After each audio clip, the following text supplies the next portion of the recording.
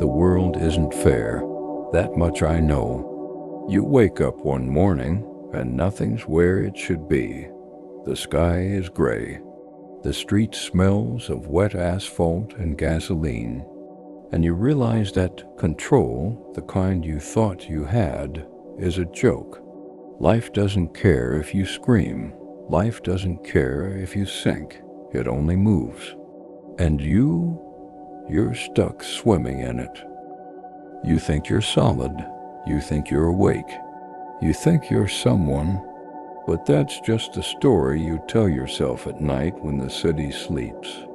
Consciousness doesn't lie. It watches. It notes. It knows that nothing is permanent. Not the body. Not the face in the mirror. Not the person you think you are. Everything rises. Everything falls. Everything slips through your fingers like rain on cold concrete.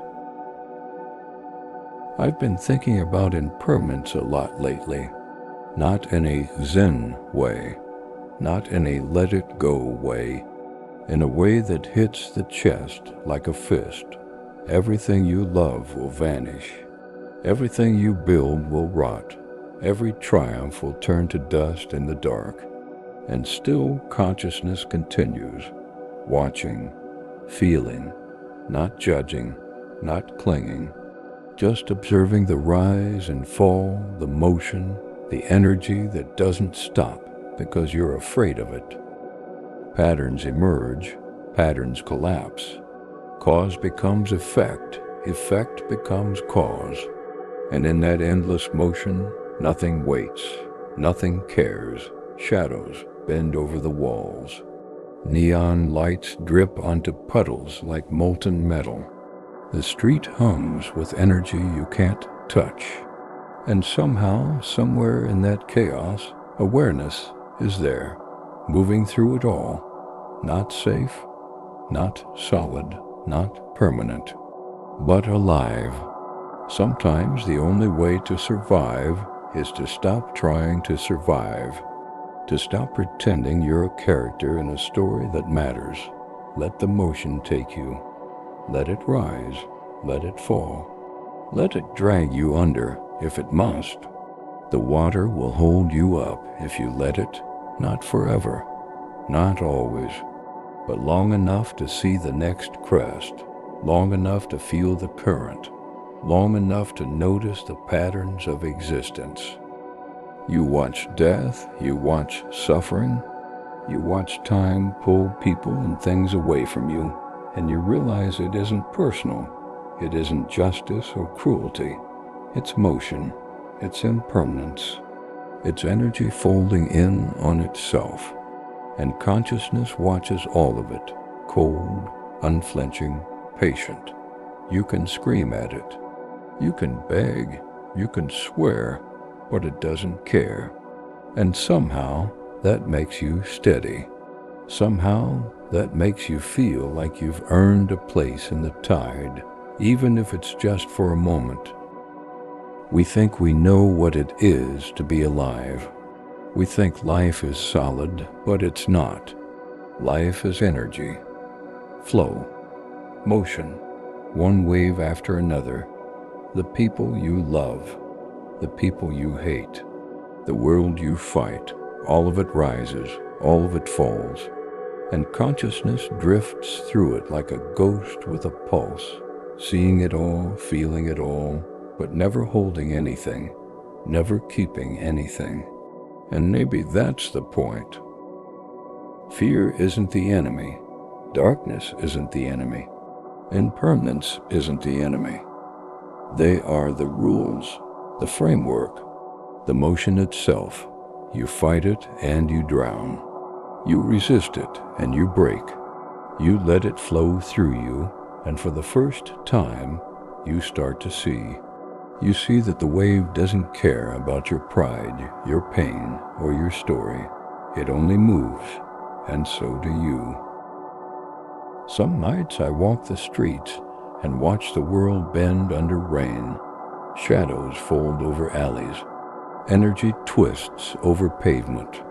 Life comes and goes, rises and falls, and I walk through it, aware, alive, noticing it all, and the thought hits me.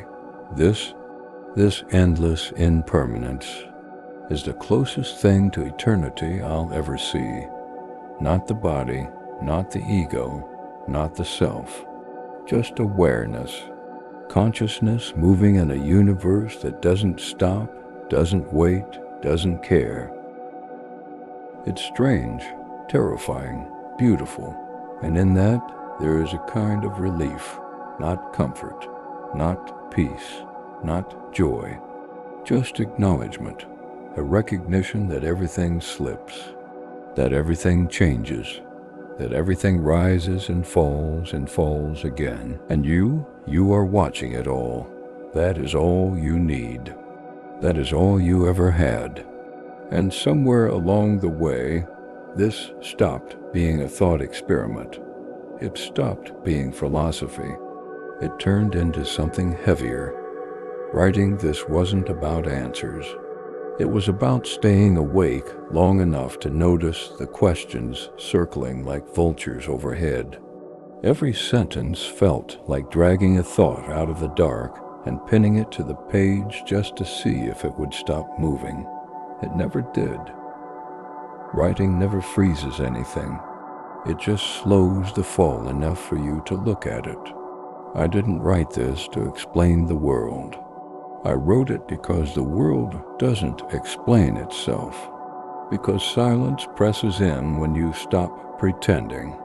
Because sometimes the only way to keep from drowning is to describe the water while it's filling your lungs.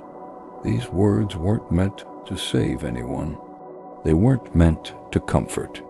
They were meant to exist, briefly, like everything else.